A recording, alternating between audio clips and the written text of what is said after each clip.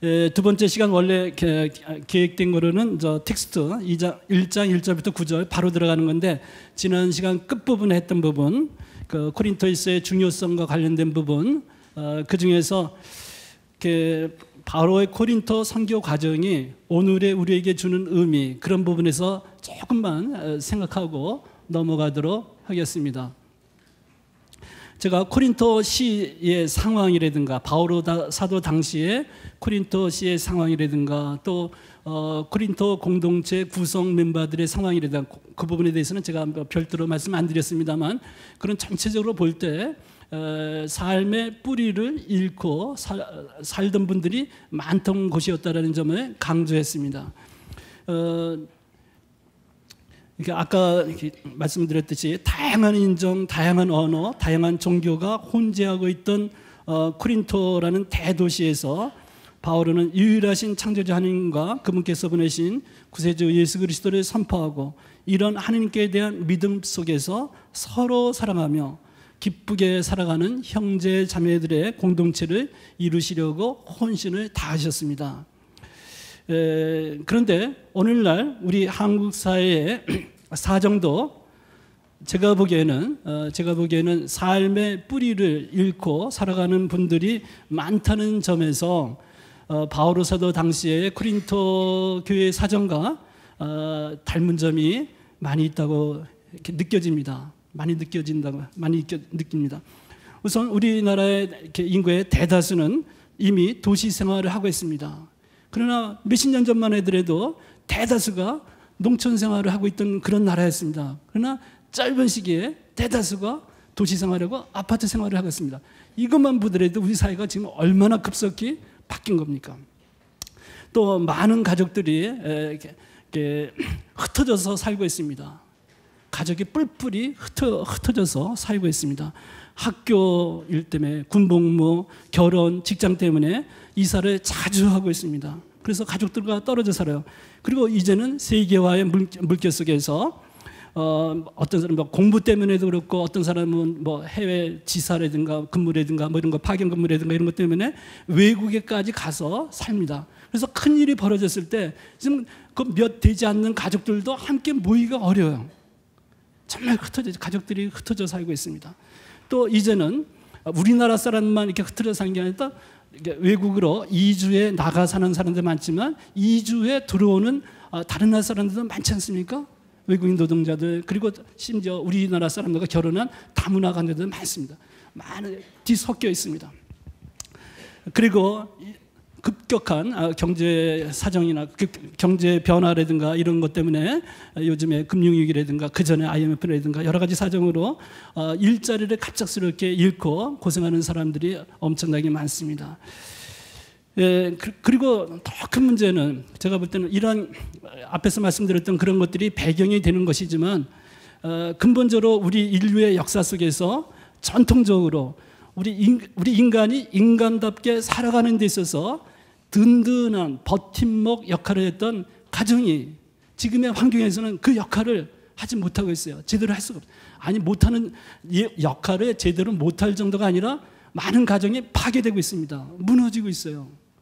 그래서 특히 이렇게 어려운 사정이 있을 때, 경제 위기가 닥치거나 그렇게 했을 때, 과거에는 비록 전체가 가난하고 하더라도, 어렵더라도 가족들이 어떻게 하면서 같이 끌어안고 가는 그런 게 있습니다. 지금은 그냥 어떤 위기가 닥치면 아무도 돌봐줄 데가 없는 그런 상황이 많이 있지 않습니까? 요즘 얼마나 여러 가지 상황이 나왔습니다. 정말 코린토에서 뿌리를 잃고 살아가던 사람이 많았다는 그런 상황과 연결되는 점이 많지 않습니까? 이런 데서 우리가 그리스도를 믿고 살아간다는 게 뭔지, 우리가 교회를 이루고 공동체를 이루어 살아간다는 게 무엇인지, 그런 우리의 사명이라든가 이런 것을 생각할 때 코린토 일서, 특히 코린토 일서는 우리에게 시사해 주는 바가 많다고 생각합니다. 그리고 이제 첨언이 될 수 있을지 모르겠습니다만, 코린토시는 대도시 무역 항구로서 많은, 특히 성윤리적 관점에서 볼 때 많은 문제가 있던 도시입니다. 이런 면에서도 코린토라는 시가 가졌던 그런 문제점이 오늘의 우리 사회 여기에서도 그 문제가 불거져 있다는 점, 그런 것도 이렇게 코린토일서를 새롭게 이렇게 바라보도록 해주는 코린토서를 통한, 그리고 어떻게 보면 또 바오로 사도를 통한 하느님의 말씀이 오늘의 우리에게 어떤 의미를 갖고 있는지를 생각하도록 초대해 주는 부분이 있다고 생각이 됩니다. 자, 그러면 이제 본격적으로 코린토일서의 내용 자체로 들어가겠습니다. 시작 부분을 보겠습니다. 코린토일서의 서두 인사 부분인데요. 1장 1절부터 3절 시작, 전체는 아니더라도 시작 부분 읽겠습니다. 하느님의 뜻에 따라 그리스도 예수님의 사도로 부르심을 받은 바오로와 소스테네스 형제가 코린토에 있는 하느님의 교회에 인사합니다. 중간은 생략하고, 그 다음에 이렇게 성도로 부르심을 받은 여러분에게 인사합니다. 하느님 우리 아버지와 주 예수 그리스도께서 에게서 은총과 평화가 여러분에게 내리게 빕니다. 서두 인사인데요. 바오로 사도 당시에 이 그리스말을 사용하는 사람들이 편지를 쓸 때는 편지 서두에 기본 양식이 있습니다. 그것은 이렇게 여기 서두 양식. 그래서 기본적으로 발신자 이름이 나옵니다. 그다음 두 번째 수신자 이름이 나오고, 그다음 끝에 가서 인사합니다. 그리스말로 카이레인이라는 그런 단어인데, 여기 그래서 이러한 예가 우리가 성경 안에도 이렇게 들어있는 데가 있습니다. 그래서 사도행전 23장 26절에 보면 클라우디우스 리시아스가, 그러니까 발신자죠. 존귀하신 펠릭스 총독님께, 수신자입니다. 인사합니다. 여기 아주 기본적인 양식, 서두 인사예요. 야고보서 1장 1절에 되어 있습니다. 하느님과 주 예수 그리스도의 종 야고보가 지파에게 인사합니다. 이런 면에서 바오로 사도에서도 기본적으로 발신자, 수신자 있는데, 바오로 사도가 변형시켜서 그리고 일관성 있게 사용하는 편지 서두 인사 양식은 이겁니다. 다른 데서는 일반적으로는 카이레인하고 문장을 끝냈어요. 근데 바오로 사도는 이 부분을 은총과 평화라는 단어로 나눕니다. 그래서 은총과 평화가 여러분에게, 여기 바오로 사도 편지에 늘 나오는 부분입니다. 은총과 평화가 그토록 중요하게 여겨진 것이죠. 그래서 기본 형식이 있다는 거. 그래서 근데 여기는 바오로 사도가 혼자만이 아니라 바오로와 소스테네스 형제가 이렇게 소스테네스하고 둘이서 이렇게 편지를 보내는 거고, 수신자는 교회입니다. 코린토에 있는 하느님의 교회가 수신자입니다. 그리고 인사합니다. 중간에 하느님의 코린토 교우들이 어떤 처지에 있는지에 대해서 2절에 여러 가지 수식의 말씀이 거기에 나오고 있습니다. 이제 한 군데 보면서 부분적으로 설명을 드리겠습니다. 하느님의 뜻에 따라 그리스도 예수님의 사도로 부르심을 받은, 너무나 바오로 편지에 의뢰 사도로 부르심을 받았다는 얘기가 나옵니다. 근데 로마서 1장 1절에 보면 시작 부분이 그리스도 예수님의 종이며 부름받은 사도로 부름을 받았죠. 하느님의 복음을 위해서 선택된, 간택된 그런 표현이 나오는데, 부름을 받았다라는 부분은 자기 스스로 나서가지고 사도가 됐다는 얘기가 아닙니다. 부름을 받아서 사도가 됐다라는 소명 저기를 분명히 하느님의 뜻에 따라 그리스도 예수님의 사도로 부르심을 받았다. 하느님의 부르심에 근거한다는 것을 이렇게 분명히 얘기하고, 이 부분에 있어서는 분명히 바오로 사도의 어떤 사도로서의 권위라는 그런 것이 느껴지는 부분입니다. 이게 사도라는 말을 이렇게 쓰면서, 왜냐하면 지금 이 코린토 일서를 쓸 때의 상황은 여러 가지 불미스러운 것들도 많이 있습니다. 공동체가 분열돼서 서로 누구 파다 싸우고 있지. 또 그 다음에 이방인 법정에 소송한 거 있지. 그 다음에 성윤리 이런 관점에서 볼 때 이방인들 사이에서도 부끄러운 일들이 벌어지는 그런 일도 있지. 이렇게 좋은 일만이 있었던 게 아닙니다. 그러면서 근본적으로 복음을 철저히 제대로 복음을 다시 알려주고, 그 복음에 대한 믿음 속에서 삶을 정돈하고 올바로 살아갈 수 있도록 방향을 이렇게 잡아주시는 그런 면에서 바오로 사도의 사도로서의 권위도 약간 느껴지는 그런 부분입니다. 바오로 사도가 부름을 받았다라는 그런 부분, 바오로 사도가 사도로 된 그런 과정은 제가 따로 이렇게 설명 깊이 이렇게 살펴볼 부분이지만, 그래도 아무리 시간이 없어도 이 부분은 조금 말씀을 드리고 가야 될 것 같아요. 왜냐하면 바오로 사도를 이해하는 데 있어서 바오로 사도의 영성을 이해하는 데서 바오로 사도의 그 회심 체험과 관계된 부분 대단히 중요한 부분입니다. 뭐냐면 바오로 사도는 당신 스스로 연구하고 노력하고 그렇게 해갖고 그래서 예수님을 믿게 된 것이 아니었습니다. 그러니까 스스로 많은 책을 많이 읽던데 아니요 그 당시에 그 예수님에 관한 책은 별로 없었을 테니까 바오로 사도 당시에는 복음서도 책으로 아직 쓰여지지 않았으니까 그러면 적어도 예수님의 그 제자들 베드로 사도라든지 야고보 사도라든지 다른 사도들 찾아가고 논쟁을 하든지 단판을 짓든지 이렇게 하고 그러면서 계속 도대체 예수님이 누구길래 너희들이 그렇게 믿고 있느냐 이런 식으로 한 것이 아니었습니다. 그러나 바오로 사도 우리가 사도행전에 바오로 사도의 희생 과정에 대해서 드라마틱하게 설명이 되어 있고 그리고 이제 갈라티아서에서 바오로 사도가 간단하게 말씀하고 또 필리피서 같은 데서 그 내적인 변화 과정을 좀 말씀하고 있는 분이 있긴 있습니다만 바오로 사도의 변화는 스스로의 힘으로 스스로의 깨달음으로 됐던 것이 아니라 그야말로 하느님께서 바오로의 사도의 삶을 뒤바꿔놓은 겁니다. 은총으로. 잘 알다시피 바오로 사도는 예수님을 선포하는 사도가 되기 전에 오히려 정반대로 예수님을 메시아라고 믿는 사람들을 쫓아다니면서 열정적으로 없애려고 박해했던 인물입니다. 열정적으로 박해했던 인물입니다. 그러한 인물을 교회를 박해했던 그 인물을 오히려 하나님께서 그를 부르셨어요. 그래서 그의 삶을 완전히 뒤바꿔놨습니다. 교회를 예수를 믿는다는 사람이 있으면 화가 나서 쫓아다니면서 그를 이렇게 박해하고 했던 그 인물이 그 다음에는 스스로 그리스도 예수님의 종이라고 자처하면서 그리고 여러 가지 이렇게 고통이라든가 반대라든가 역경에도 불구하고 그 예수님을 전하기 위해서 목숨까지 바치는 그런 사도로 변했습니다. 이게 어떻게 바뀌나? 하느님의 부르심, 하느님의 은총의 개입. 저는 그렇게 했습니다. 하느님의 은혜로운 개입. 하느님께서 바오로 사도의 삶에 개입하신 겁니다. 은혜를 개입해서 그의 삶을 바꿔주셨어요. 당신이 누구신지, 예수님이 누구신지를 하느님께서 그 바오로 사도가 깨닫고 느낄 수 있도록 해주셨습니다. 왜 이 부분을 이렇게 말씀드리냐면 바오로 사도는 철저하게 당신이 사도로 불릴 자격이 없었다는 걸 철저히 의식했어요. 교회를 박해까지 했던 그런 여경. 그러나 그런 바오로에게 하나님께서 그의 삶을 완전히 바꾸는 겁니다. 갈라티아서는 이렇게 표현하겠습니다. 하나님께서 당신의 아드님을 내 안에 계시해 주셨다. 내 안에 계시해 주셨다. 그리고 이 바오로 사도의 이런 희심이나 이런 것의 그 진정성은 그 나머지 바오로 사도가 어떻게 살았는지를 보면 분명합니다. 일시적으로 이렇게 한 것이 아니라 정말 당신의 온 삶을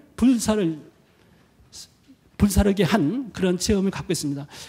이런 면에서 볼 때 바오로 사도에게 있어서 신앙은 예수 그리스도께 대한 믿음은 은총이었습니다. 그 다음에 하느님 코린토에 있는 하느님의 교회에게 수신자가 이 편지의 수신자가 그렇게 되어 있습니다. 근데 여기서 유념해 봐야 될 것은 그 하느님의 교회라는 표현입니다. 이게 오늘날에 우리가 교회라 하면 그러니까 하느님의 교회에 편지 보냈다는 것이 놀랍게 생각되지 않을 겁니다. 그런데 바오로 사도의 구약성적 배경이라든가 이런 면에서 볼 때 여기서 큰 의미가 들어가 있습니다. 오늘날 우리가 교회면 뭐를 생각하십니까? 예수님을 믿는 사람들이 모여서 예배를 하고 있는 그런 건물이다. 건물로 생각할 수도 있고 예수님을 믿는 그 사람들의 공동체 이런 식으로 바로 교회라는 단어는 우리 한국 사회 안에서도 교회라는 단어는 바로 예수 그리스도께 대한 믿음이 거기에 그 용어 들어가 있습니다. 그 단어 그 뜻이 들어가 있죠. 그러나 바오로 사도 당시에 그리스 말을 사용하는 사람들에게 그 그리스 말로 에클레시아라는데 그 에클레시아는 그냥 일반 시민들도 사용하는 단어입니다. 시의 재반 사항을 토의하기 위해서 모인 집회라는 의미를 갖고 있어요. 그래서 거기 앞에 이런 신앙적 의미를 갖기 위해서는 그 앞에 하느님 아버지와 주 예수 그리스도 안에 있는 이런 수식어들이 필요합니다. 근데 여기는 코린토에서의 경우는 코린토에 있는 하느님의 교회라고 그러는데 다른 설명 좀 건너뛰고 하느님의 교회라고 하는 표현에 좀 머물고 싶습니다. 여기 히브리어로는 우리 최신 분이 여기 계십니다만 이 교회라는 단어가 카알이라고 이렇게 합니다. 카알이라는 단어가 있는데 그 단어는 명사로서는 모임, 집회 뭐 이런 뜻을 갖고 있고 그 다음에 동사로서는 부르다라는 뜻입니다. 이렇게 동사도 되고 명사도 될 수 있는 그런 어근에서 이게 카알이라는 단어가 이렇게 집회도 될 수 있고 그 다음에 부르다라는 기본적인 동사로서 부르다는 뜻이 들어가 있어요. 그래서 야훼님의 카할 그러면 히브리어는 야훼라고 읽지 않고 아도나이라 했겠죠. 그다음에 카할 아도나이 이렇게 하면 그 야훼님께서 불러 모으신 백성 그런 뜻이 들어가 있는 겁니다. 유다인들은 그 구약 성경 안에서 그런 호칭을 대단히 영광스럽게 생각했던 겁니다. 이 세상에 수많은 민족들이 있고 그 다른 민족들은 이스라엘 말고 다른 민족들은 더 강대하고 숫자도 많고 더 이렇게 능력이 많은 그런 나라들이 얼마나 주위에 많습니까? 이집트 쪽에 메소포타미아 쪽에 계속 있지 않았습니까? 그런 거에 비해서 이스라엘은 얼마나 미약한 백성이었습니까? 그럼에도 불구하고 하나님께서 이스라엘 다른 민족이지만 그 이스라엘을 특별히 불러서 당신의 백성으로 삼아주셨다. 우리는 야훼 주님께서 불러 모으신 백성이다. 영광스럽게 생각하는 겁니다. 그리고 이제 거기서 이제 나중에 계약의 백성 이런 거 연결되는데 제가 무슨 말씀을 하려고 하느냐면 여기 하느님의 교회라는 표현할 때 거기서 하느님이라고 돼 있지만 사실 주님의 교회 이렇게 할 때 그 교회라는 단어를 히브리어 칼이라고 이렇게 바꿔놓는다면 그런 구약 성서 안에서 이스라엘이 자신들을 하느님께서 특별히 간택해서 불러 모으신 백성이다라는 자의식을 갖고 있는 표현이었다는 겁니다. 그런데 바울 사도는 지금 코린토에 있는 그리스도를 믿고 있는 신앙인들의 그 공동체 이 표현을 당당하게 사용하고 있습니다. 중요한 차이는 뭐냐면 구약의 관점에서 볼 때는 남자들의 경우 할례를 받고 하던 구약의 토라의 모든 규정들을 잘 지키는 계약의 백성 율법을 지키는 그런 사람들에게만 그것이 해당될 수 있는 것인데 바울 사도는 코린토에 있는 교우들을 보면 거기 안에는 많은 이방인들도 있죠. 유다인이 아닌 사람들도 많이 있습니다. 그리고 그들 가운데서는 할례 받지 않은 사람들도 많이 있어요. 남자들의 경우. 그럼에도 불구하고 할례도 받지 않고 그다음에 음식 규정이나 이런 것들에서 레위기라든가 이런 데 나오는 그런 규정들의 고지고대로 다 지키지도 않고 그럼에도 불구하고 그런 사람들이 섞여 있는데 그럼에도 불구하고 바울 사도는 여기에 하느님의 교회가 있다. 하느님께서 불러 모으신 백성이 있다라고 이렇게 당당하게 사용하는 것입니다. 그 자의식이 있는 겁니다. 바울 사도에게서는 구약의 하느님의 백성, 구약의 하느님의 백성을 하느님께서 내쫓아버리고 박차고 새롭게 모았다는 뜻은 아니고 연장선상에 보고 있습니다. 그러나 이 연장선에서 이제 할례라든가 음식 규정이나 다른 규정 그런 것들 다 지키지 않더라도 당당히 하느님의 백성으로 이방인들까지 포함해서 하느님의 백성으로 하느님의 교회라고 부르는 겁니다. 이 부분이 벌써 여기서 큰 의미를 갖고 있습니다. 나중에도 제가 여러분과 이렇게 대화를 하면서 바울 사도 얘기를 하면서 이 포괄성, 복음이 품고 있는 개방성, 포괄성 이것은 바울 사도의 가르침을 이해하는 데서 대단히 중요한 측면입니다. 그 부분이 여기에 하느님의 교회라는 표현 안에 이미 들어가 있습니다. 여기에 이제 교회와 관계돼서 보편성, 구체성, 성성 여러 가지 설명이 있는데 여기에는 보편성과 관계돼서 조금만 설명드리면 하느님의 교회입니다. 교회는 코린토도 교회가 있고 에페소도 교회 있고 바울 사도가 코린토 교회 세워지기 전에 우리가 사도행전에 나와 있는 건 보더라도 이미 필리피에 교회가 세워졌죠. 테살로니가 교회가 세워졌습니다. 이런 걸 때 여러 지역의 교회가 있지만 그 지역 교회 하나하나가 하느님의 교회인 겁니다. 지역 교회가 하나의 교회고 그러면서도 다 교회라고 하느님의 교회 이렇게 할 때 공통적으로 갖고 있는 보편교회 이런 차원이 분명히 이렇게 있는 겁니다. 그러나 그 지역에 있는 근데 여기 코린토에 있는 하느님의 교회라 하지만 실질적으로 보면 오늘날에 우리가 헤어동 천주교회, 명동 천주교회, 그다음에 뭐 이게 우리 최신부님의 홍은삼동, 천주교, 가해동 뭐 이렇게 하지만 그래도 즉시 생각하면 우리는 큰 건물이 있고 적어도 몇백 명의 신자들이 모일 수 있는 그런 큰 공동체를 생각하지 않습니까? 그러나 바오로 사도가 여기서 교회라고 말하는 그 교회들은 가정교회 단위입니다. 그 당시 바오로 사도가 복음을 전하는데 무슨 건물을 새로 지을 그런 능력이 있었겠습니까? 우선 숫자도 그렇게 되지 않고 신자들 숫자도 없고 경제적인 능력도 없고 그랬을 겁니다. 분명히 그 신자들 가운데서 좀 큰 집을 갖고 있는 분들이 아까 잠깐 나왔던 아퀴라, 프리스카 이런 부부들이 그런 경우입니다. 그런 부분들이 자기 그 큰 집을 갖고 있던 그런 분들이 집을 이렇게 안식일 다음 날 교우들이 규칙적으로 이렇게 모였으니까 그때 모여서 성체 성사를 거행하고 주님의 말씀 묵상하고 뭐 그렇게 할 때 그럴 때 이제 그런 집을 내놓고 교회가 신자들이 모인 거야. 그런 교회입니다. 가정교회 단위의 그런 교회들입니다. 작죠. 그러나 작지만 하느님께서 불러 모으신 공동체입니다. 이게 교회 이해 관계돼서 이 부분 하느님께서 부르셨다. 아까 제가 설명드린 거에서 바오로 사도가 당신의 사도직을 얘기하면서 나는 부름받아 하느님께 부름을 받아 사도가 됐다는 이 의식이 철저히 깔려 있습니다. 그런데 바오로 사도에 의하면 특별히 바오로 사도라든가 아폴로라든가 뭐 케파라든가 이런 식으로 교회에 특별히 우리가 사도라고 일컫는 그런 교회에서 지도적인 역할을 하는 그런 복음 선포자들 그런 사람들만이 부름을 받은 게 아니라 바오로 사도에 의하면 모든 그리스도 신자들이 하느님께로부터 부름을 받은 겁니다. 저는 이렇게 여러분들과 함께 이런 코린토일서를 이렇게 공부하면서 이 부르심을 받았다. 이것이 참으로 중요한 이해라고 생각합니다. 부르심을 받았다. 이 코린토일서에서 어떻게 보면 제가 미리 저 끝에 가서 얘기할 건 미리 얘기하는 셈이 됩니다만 오늘 강의의 범위가 1장 1절부터 9절까지예요. 9절에 보면 이런 표현이 나옵니다. 하느님은 성실하신 분이십니다. 그분께서 당신의 아드님 우리 주 예수 그리스도와 친교를 맺도록 여러분을 불러주셨습니다. 보세요.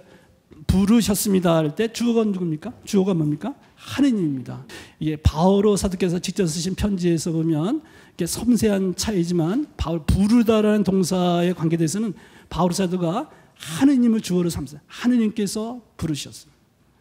우리를 부르시는데 그분께서 우리를 부르셔갖고 무엇하도록 부르셨냐면 당신의 아드님 우리 주 예수 그리스도와 친교를 맺도록 불렀다. 당신의 아드님 우리 주 예수 그리스도와 친교를 맺도록 불러주셨다. 이 표현이 언뜻 딱 들어오지 않는 표현입니다. 근데 친교를 맺도록 부르셨다. 근데 바오로 사도의 신학은 철저하게 하느님 중심으로 있으면서 동시에 그리스도 중심입니다. 바오로의 믿음, 철저히 하느님의 아들이신 예수 그리스도, 그분의 종이며 그분을 위해서 당신을 온 사람 불사르고 있지만 바오로 사도의 생각의 출발이 항상 하느님께서 시작에 하느님이 계셔요. 하느님께서 당신의 아드님을 이 세상에 구세주 메시아로 보내셨고 우리를 부르셔서 그 아드님, 당신이 보내신 그 아드님 예수님과 친교를 맺고 살도록 부르는데 쉽게 표현하면 예수 그리스도를 믿고 살아가도록 하나님께서 부르신 겁니다. 예수 그리스도께 대한 믿음을 갖고 살아가도록 부르신 건데 거기 친교라는 표현을 쓰고 있어요. 그 친교라는 단어는 이렇게 저로서는 이렇게 좀 풀어서 이렇게 합니다. 우리 교회 안에서 신망의 3단계에 대해서 많이 하죠. 믿음, 희망, 사랑 이렇게 했는데 그러면서 풀어서 이렇게 해보는 그리스도를 알고 믿고 사랑하는 거, 희망하고 이런 게 그리스도와의 친교. 그러죠. 내가 주님을 믿고 그래서 기도하고 이렇게 할 때 예수님, 주님 이렇게 부를 때 내가 그 주님을 이렇게 부를 때 그게 아무런 느낌도 없고 아무런 느낌도 없고 그렇다면 이게 그리스도와 지금 친교가 있는 게 아닙니다. 그렇죠? 주님 하고 이렇게 외치고 예수님, 주님 하고 이렇게 부르고 기도하고 그럴 때 아무런 이게 감흥이 느낌이나 아무것도 없다 그러면 좀 주님과의 친교의 차원이 나의 신앙생활에서 지금 없는 거나 마찬가지입니다. 제대로 안 돼 있는 거죠. 그러면 일단 그 믿음이라는 게 그리스도와 친교를 갖고 있는 거, 그분을 알고 믿고 아까 바오로 사도의 바울 사도가 예수님을 이렇게 믿게 된 거, 믿음 자체가 은총이었다는 걸 관계하는데, 그런 면에서 이것도 보는 겁니다. 우리들의 믿음에 관계돼서 예수님을 알고, 주님을 알고 믿고, 그래서 그분께서 우리를 얼마나 사랑하시는지, 또 예수님을 통해서 하나님께서 우리를 얼마나 사랑하고 계신지를 알고 느끼고, 그래서 우리가 또 우리가 사랑받고 있으니 사랑으로 또 응답하고, 주님을 사랑하고 하나님을 사랑하고, 이런 게 친교입니다. 그리고 또 그분께 그러한 사랑에 대한 믿음 속에서 살아가는 거, 그리고 살아가면서 여러 가지 역경에 부딪히고 고통스러운 일이고 슬픔이 있고, 뭐 꼭 고통과 슬픔만 아니라 때로는 기쁨도 있고, 그런 거 있을 때 이런 신앙 안에서 주님 안에서 기뻐하고, 주님 안에서 슬픔을 나누고 고통을 나누고, 이런 것들이 친교입니다. 예수님과의 친교. 근데 여기에 바울 사도가 하느님께서 우리가 예수님을 알고 그분과의 친교를 가지고 살아가도록 부르신 겁니다. 예, 물론 우리가 구약 성경에 계시된 하느님의 그런 부분에서도 우리가 믿음과 함께 된 믿음 속에서 살아갈 수 있죠. 그러나 우리는 육하의 하느님을 믿는 겁니다. 육하의 하느님, 구체화된 살과 피를 가지고 사셨던 그 역사의 예수님을 통해서 계시된 하느님을 우리가 믿고 있습니다. 그래서 그 예수님께서 어떻게 사셨는지, 복음서에 이게 증명되죠. 어떻게 가르치셨는지, 우리가 예수님과의 친교를 갖고 살아간다고 하는 것은 그 예수님이 어떻게 사셨는지, 우리가 어떻게 살라고 가르치시는지, 예수님께서 살아가신 방법, 삶의 가르침, 그것이 별 의미가 없는 것이라고 한다면 뭐더러 하나님께서 예수님을 이 세상에 보내셨겠어요? 우리 그리스도 신앙에 대해서는 예수님께서 어떻게 사셨는지, 어떻게 가르치셨는지 결정적으로 중요한 부분입니다. 우리 바울 사도는 어떻게 보면 그걸 전제하고 그 다음 단계를 이렇게 말하는 차원이 있어요. 그러나 우리는 계속 이렇게 예수님과의 친교 이렇게 할 때는 그 앞부분을 같이 계속 우리가 복음서에 나오는 그 예수님께 돌아가야 되는 그런 노력이 계속 필요한 겁니다. 이런 의미에서 여기에 친교라는 단어와 관계된 것은 우리 바울 사도의 가르침을 이해하는데, 오늘 이렇게 두 번째 강의에서는 정말 키워드라고도 아주 핵심어라고도 볼 수가 있겠습니다. 끝부분을 먼저 했는데 이제 다른 부분 보도록 하겠습니다. 하느님의 교회라는 단어 때문에 건너뛴 것입니다. 은총과 평화를 빕니다. 이렇게 서두 인사 중에 그 부분, 은총과 평화를 빕니다. 예, 아까도 잠깐 설명했죠. 서두 인사의 부분에서 그리스말을 사용하는 일반 사람들이 편지를 쓸 때는 단어가 한 단어입니다. 카이레인이라는 단어인데 우리가 보통 인사합니다라고 번역하는 단어입니다. 그런데 간단하게 되어 있는 그 부분을 바울 사도는 아주 의도적으로 은총과 평화라는 두 단어로 나누었고, 은총과 평화가 여러분에게 빕니다. 바울 사도는 편지 시작할 때마다 빼놓지 않고 이 서두에서 이 축원을 드립니다. 그만큼 우리 신앙생활에서 생활하는 데서 살아가는데 바울 사도가 교우들을 생각하고 저기 할 때 제일 먼저 그들에게 축원을 하고 싶은 내용은 하나님께서, 하느님 아버지와 주 예수 그리스도께서 은총과 평화를 그 형제에게, 그 자매에게 내려주게 비는 것. 그만큼 이 은총과 평화가 종합적인 것입니다. 그래서 은총이라는 단어는 신약성서 가운데서 바울 사도가 제일 많이 사용하고 있어요. 그 카리스라는 그 단어를 제일 많이 사용하고 있는데, 기본적인 어감은 은총이라는 단어는 이게 수평적인 관계, 동등한 자격에 있는 관계에서는 이 은총이라는 단어를 사용하지 않습니다. 이 단어는 윗사람과 아래, 상하 관계가 있는 관계에서 이 단어가 사용합니다. 그래서 높은 위치에 있는 사람이 아랫사람에게 거저 베푼 호의 또는 선물을 의미하며, 더 나아가 호의나 선물이 불러일으키는 고마움이나 은혜로움을 뜻하고 있습니다. 그런데 바울 사도에게 있어서는 이 은총이라는 단어로서 예수 그리스도를 통한 하나님의 구원 행위 전체를 요약하는 뜻으로 이 단어를 사용하기도 합니다. 은총이라는 단어. 바울 사도는 제가 느끼기엔 그렇습니다. 제가 바오로 서간을 공부하면서 이렇게 하면 바오로 사도에게서는 은총이라는 단어가 딱 이렇게 떠오르면 바로 연결되는 게 십자가입니다. 예수님의 십자가. 우리를 위해서 십자가에 달려 돌아가시기까지, 사랑 때문에, 인류에 대한 사랑 때문에 십자가에 달려 돌아가시기까지 하셨다. 은총이라는 단어는 바로 그거하고 연결되어 있습니다. 근데 그 예수님의 구속 은총, 그와 관계된 그 결과, 그러면 그 구원적 결과가 은총이라는 이름으로 모든 신자들에게 전해지기를 간절히 청하고 있습니다. 평화라는 단어 히브리어로 샬롬하고 이렇게 하는데 여러 가지 저기 있지만 가장 종합적인 은총이라는 단어도 종합적인 것처럼 평화라는 단어도 종합적입니다. 그냥 유다인들이 이렇게 서로 인사할 때 샬롬하고 인사하는 일상 언어로 인사하는 것도 있습니다만 바오로 사도에서 이게 샬롬이라는 이 단어 평화라는 단어는 종합적인 의미를 갖고 있습니다. 그냥 단순하게 지나가면서 안녕하십니까 이게 안녕 정도가 아닙니다. 그냥 쉽게 표현하면 하나님과의 관계 또 이웃과의 관계 그 관계의 온전함에서 오는 평온함이라고 이렇게 볼 수가 있겠습니다. 그런 면에서 그리고 이것도 이 역시 예수님의 구속은총 그거하고 연결되어 있습니다. 그리스도를 통해서 선사되는 평화입니다. 그리스도를 통해서 선사되는 평화. 이 평화라는 단어는 특히 이게 생활이 어렵고 이렇게 복잡하고 이렇게 들끓고 하느님으로부터 멀리 떨어져서 욕심에 뒤엉켜갖고 서로 싸우고 물고 이렇게 서로 싸우고 있는 이런 상황 될 때 얼마나 소중한 단어입니까?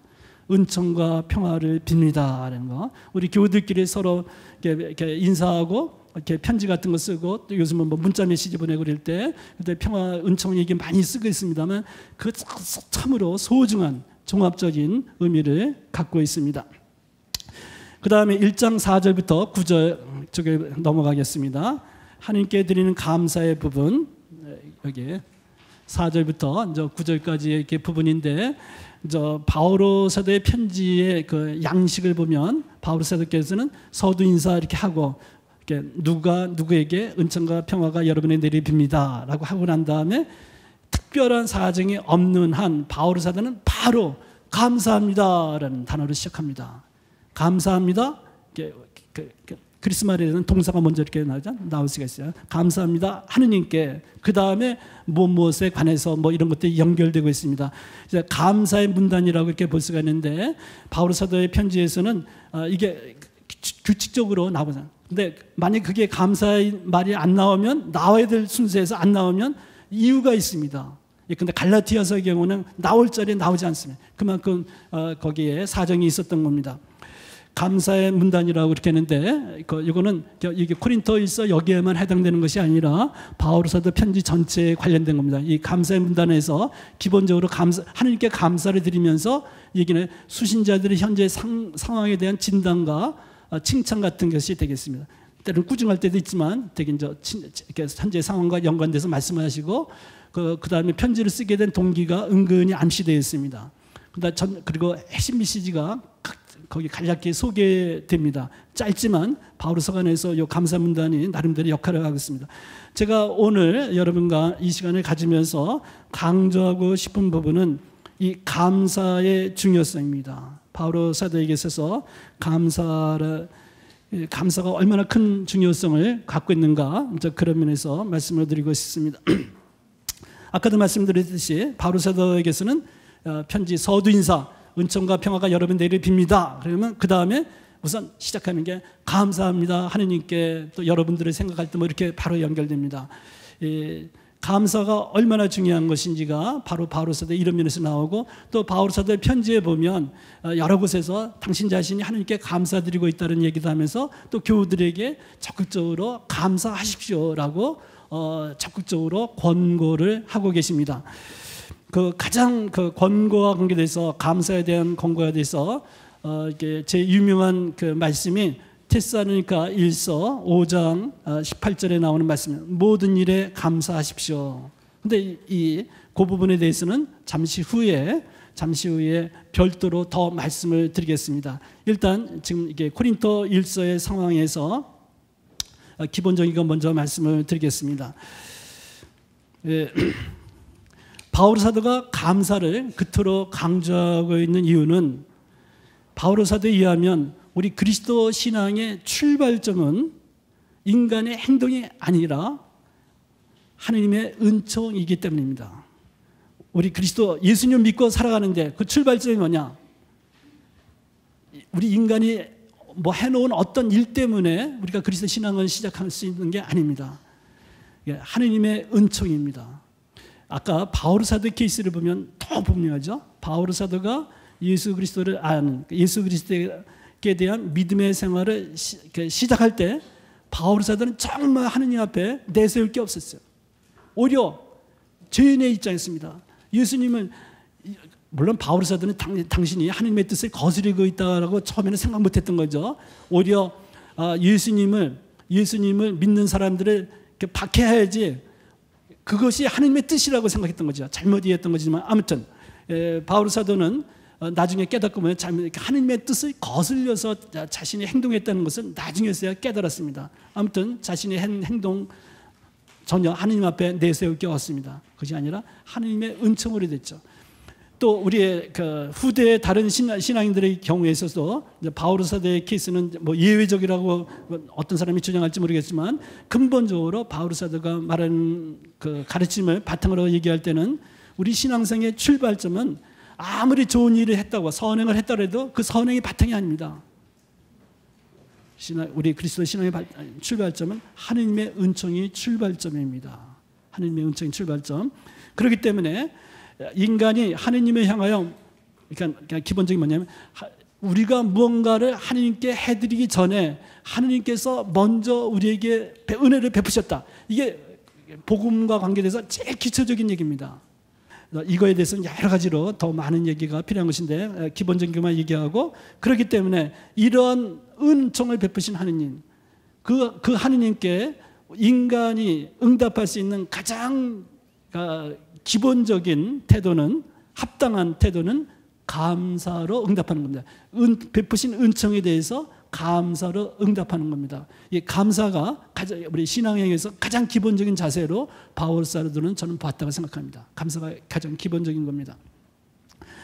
그래서 그런 면에서 말씀을 드리고 다른 거 넘어가겠습니다. 근데 바울 사도가 고린토일서 앞부분에서 이 감사를 얘기하면서 은근히 이 고린토 교회의 사정과 연관된 면을 암시하고 있는 부분이 있어요. 그 부분은 이렇게 성경에 이렇게 보면 거기에 4절을 보겠습니다. 1장 4절. 나는 하느님께서 그리스도 예수님 안에서 여러분에게 베푸신 은총을 생각하며 여러분을 두고 늘 나의 하느님께 감사를 드립니다. 참 이런 거 나중에 필리피서를 보면 더 바오로 사도와 교우들 간에 오고 갔던 정이 철철 넘칩니다. 필리피서를 보면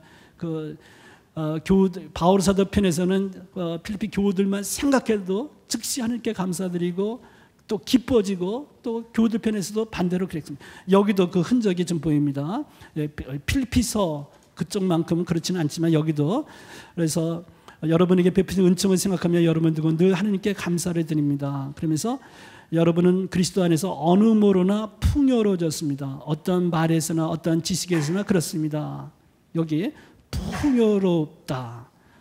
그리스도 안에서 풍요로워졌다. 좀 더 읽어나가면 7절에 보면 그리하여 여러분은 어떠한 은사도 부족함이 없이 우리 주 예수 그리스도께서 나타나시기 기다려 은사를 풍요롭게 받았다는 얘기를 하고 있습니다. 바로 이 부분은 이제 고린도에서 12장부터 14장 이쪽에 대해서 은사를 둘러싸고 벌어지는 복잡한 문제가 있어요.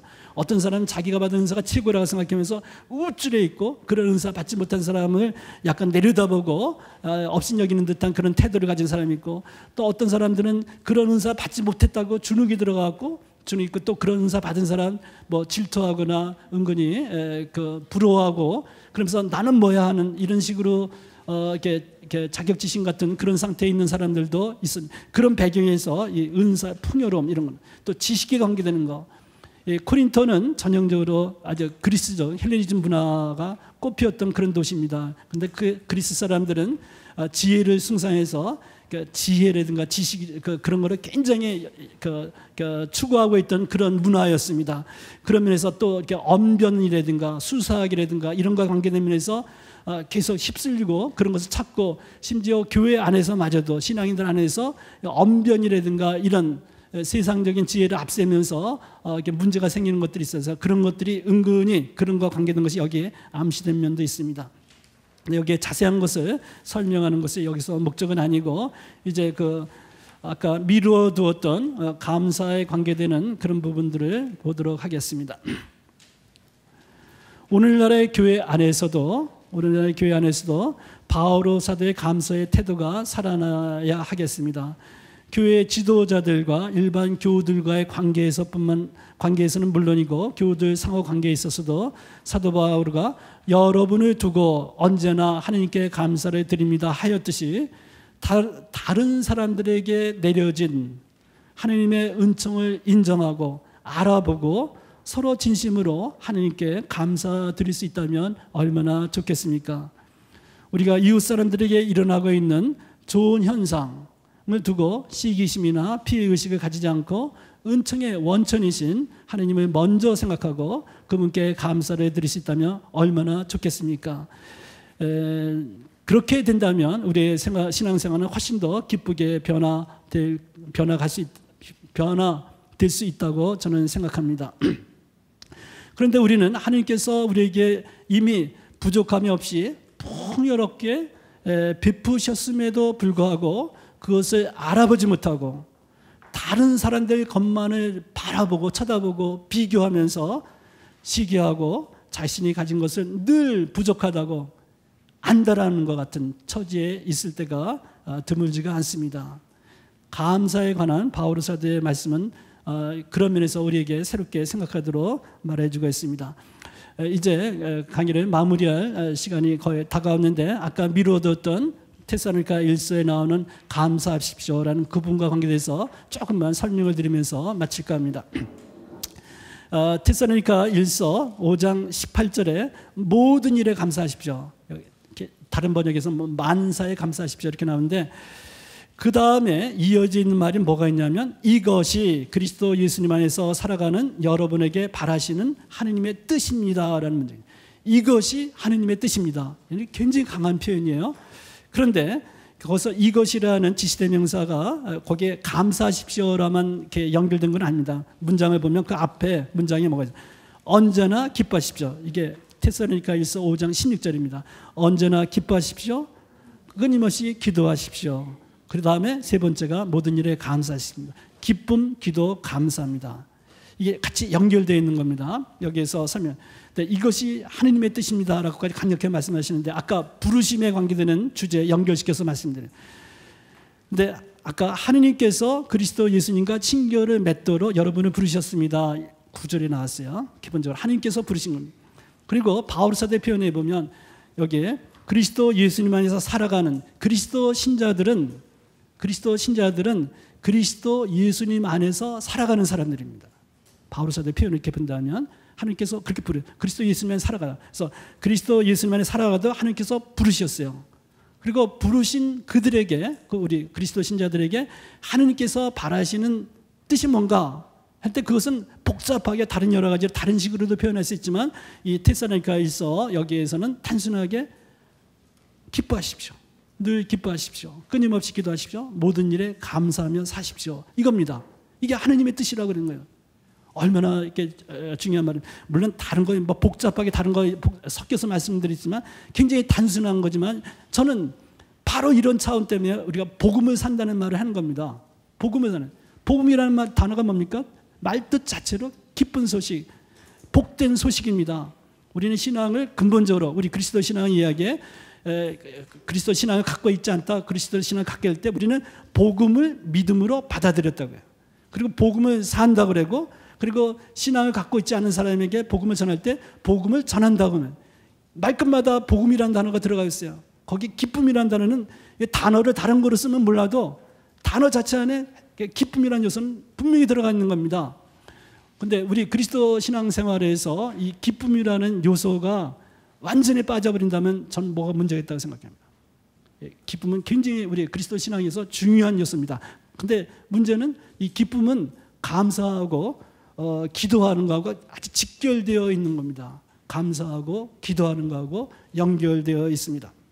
근데 오해를 피하기 위해서 시간이 거의 이렇게 다 됐습니다만 이렇게 반드시 보충드려야 할 말씀은 언제나 기뻐하십시오 할 때 언제나는 다른 너무 물리적으로 24시간 뭐 이런 식으로 생각하면 큰 오해죠.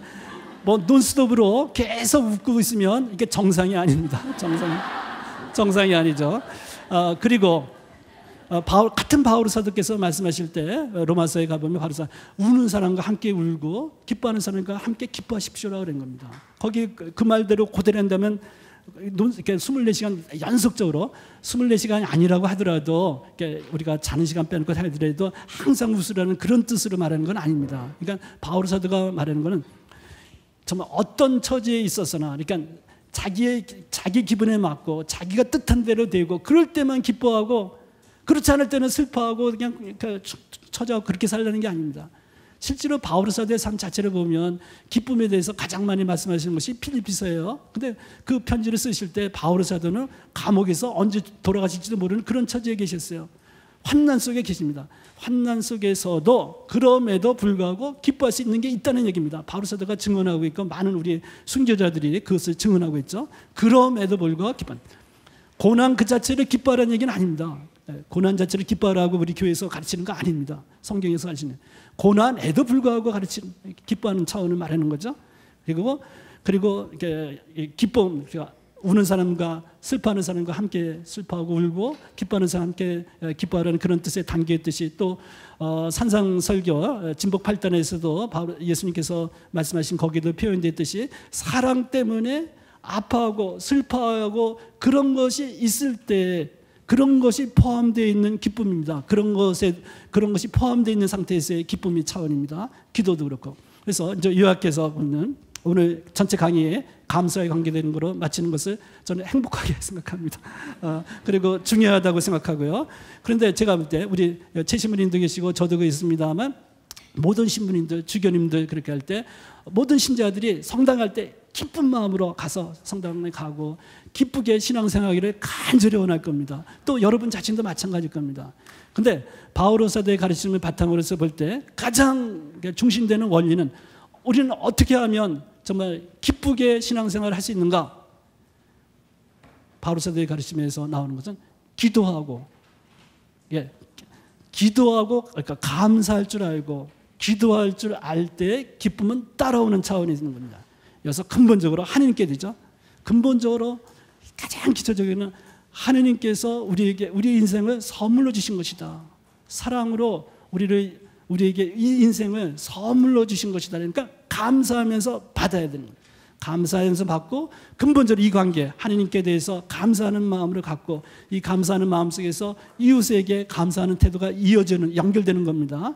그리고 기도하고 하느님께 기도하고 하느님께 기쁨과 슬픔을 함께 아뢰고 또 형제들과 자녀들과 하나가 돼서 연결돼서 형제들의 아픔과 슬픔, 기쁨 함께 나누면서 그래서 그 형제들의 이웃을 위해서 기도하고 기도하는 차원이 있어야죠. 감사하고 기도하는 차원이 있을 때 우리 신앙의 기쁨은 따라오는 것이라고 생각합니다. 이 부분은 비록 제가 부족한 신앙생활을 하고 있습니다만 저 자신의 짧은 아주 작은 생활이지만 저 자신의 삶에서도 이게 정말 진정한 의미에서 기도하고 진정한 의미에서 감사의 정신이 제 삶에 살아있을 때 저는 활기가 있어요. 기쁨이 있습니다.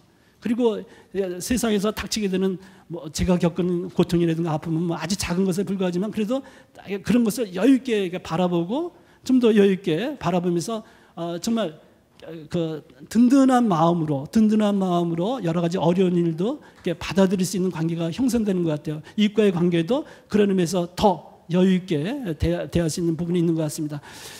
제가 말씀드린 것 중에서는 제 개인적인 체험과 연관돼 갖고 한계가 있는 부분이 있을 거예요. 그러나 기본적으로 바오로 사도의 말씀에 이렇게 비춰볼 때 확신을 갖고 말할 수 있는 그런 부분이 있었던 것 같습니다. 여러분들 오늘 첫 시간인데 여러분과 만나게 돼서 진심으로 이렇게 기쁘고 또 이렇게 많은 분들이 기쁜 마음으로 멀리까지 오시고 또 긴 시간을 공부를 이렇게 성성 공부를 하느님의 말씀을 이렇게 열심히 이렇게 알아들으려고 노력하는 모습이 너무나 아름답고 또 사제한 사람으로서 진심으로 기쁩니다. 그리고 초대해 주신 지승전 심리 감사하고 도와드린 우리 리드비나 자매님, 우리 평화방송 자매님께도 감사드립니다.